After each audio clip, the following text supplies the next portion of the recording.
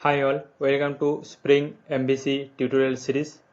So in this video we'll be creating our first controller in our Spring MVC application, that is the C part of MVC term. So what things we'll be covering? So we'll be creating our first controller in the Spring MVC application. We'll just analyze what we did so far. Then I will be explaining you what is web application context in Spring MVC actually means, and we will discuss about the internal flow of MVC applications. Then we will discuss how this web application context is different from application context.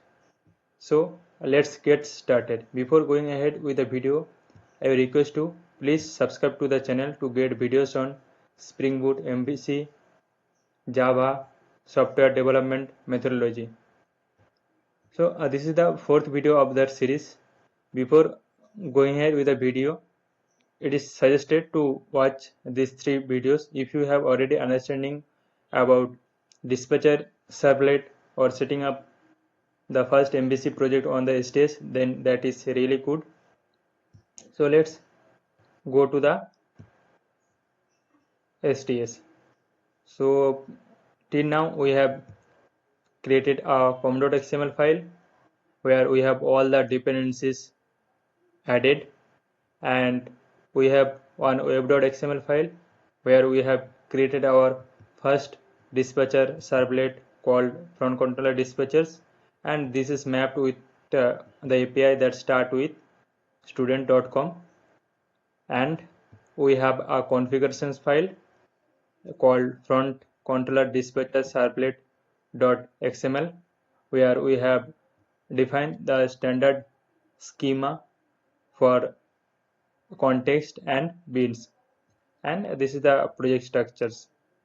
So now what is actually means the application context and web application context. Before going ahead with this, let's create our first controller. So how to create our first controller?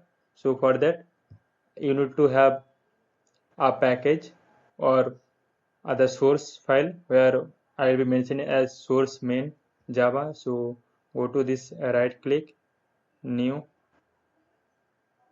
create a folder. In this source, this main will be create a folder called Java. So new folder is created. Now let's create a package. So go to new package. I'll be name that package as com.student.controller.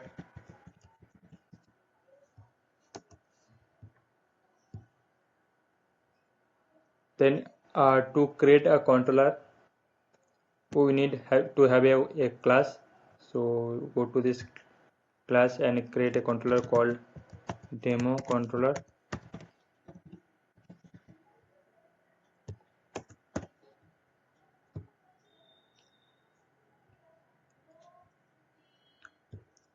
To tell the Spring, the demo controller is a controller. We have annotation called controller. We have already a separate video where I have explained you the difference between controller or repository annotations or service annotation. That is all the Spring framework stereotype annotations. So if you see that this is imported from stereotype.controller. Doing this, the Spring will know this is a controller class. So this controller should have some kind of API.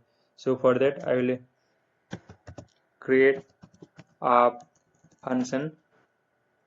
So public string get student info. So this is returning some text or some string called I am Subodev, age 27. So these functions will be mapped with some kind of API, so that whenever that API will be hit, this particular statement will be returned. So for that we have annotations called request mapping. So any type of request that is start with, we can mention as /info, or we can mention as anything you want to mention. So this will map with this particular get student info methods. And in response, what type of response it will provide? So for that it will be a HTTP response because I want to show this response in the client dashboard, or we can say that Chrome tab. So for that we have an annotation called response body. So I will import this. So I have imported this successfully. Now the controller is ready. Then how the Spring will know that this controller we need to initialize? So for that we need to go to this DispatcherServlet.xml file. It is something like the beans.xml that we have created on our Spring framework tutorial series. It is that exactly same file. So for that we have one annotation called component scan. So Spring will look for this particular package, and whatever the package having @component or @controller annotations, it will create an object based on that particular class. So who will create the object? So we have the web application context. On there the object will be created. On that we can mention as web application context as an IOC container, and on that container that object will be stored. So what is that base package? So I'll go to this package, copy qualified name, then paste here. So doing this the package is like it will scan this com.student.controller package, and on this package we have called demo controller, and it will check it is a controller annotation, so it will create an object called demo controller. So this is basically the flow of the program. I will explain you later about the exact flow and how it will look. So to run these applications, I will go to this project, to the right click, run on server. So select the server you want to run on and click on finish. So it will start. So in the console, so we see that initialization of the servlet front controller dispatchers, and initialization has been completed successfully.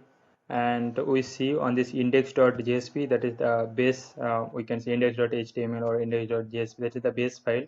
So and if you go to this tab, so with this localhost 8080 MVC web project, so hello world is successfully printed.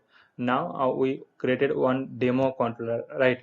So but before that we need to go to this web.xml file. In this web.xml file we have one DispatcherServlet, and it is mapped with the student.com. So we'll go to this tab, and we want to hit this student.com, student.com.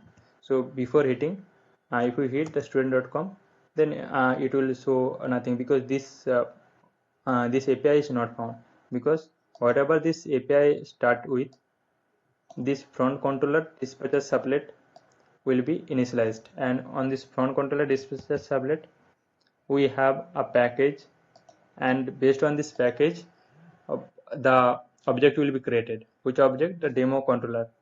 And on this demo controller will be initialized, or it will be stored on the web application context, which is the IOC or the container.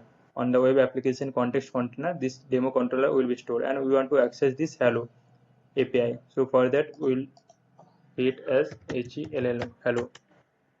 Now we see this thing is printed fine. So this is basically the flow of the project, and for that, and to use that web application context, so it is specifically used in the web-based applications, and the closing and the initialization of that container will be automatically done by the Spring MVC applications. We no need to take care of that, because in the previous videos on Spring Framework tutorial series, we have created a standalone applications, that is class path XML application, like that we have created. You can go to that series and you can watch that videos as well. And the basic flow is that, as I mentioned, that whenever that web.xml file will be initialized on running that application, that web.xml file will initialized, and whatever the dispatcher servlet we have mentioned, that is front controller dispatcher, so it will initialized. So on initialization, so it will look for the servlet that start with the same as front controller dispatcher, that is servlet name hyphen servlet.xml, and whatever the configuration is there, it will be initialized. So it will be flow is like that. DispatcherServlet will come to that XML file, and based on the package, it will be create a container, and on that container it will be store whatever the API or whatever the object is there, and it will be stored. And from that API or from that context, we can access the API. So if you face any issue, you can ask on the comment sections. So in the next video, we'll be creating our first view or the first model in our Spring MVC application. So thank you for watching the video.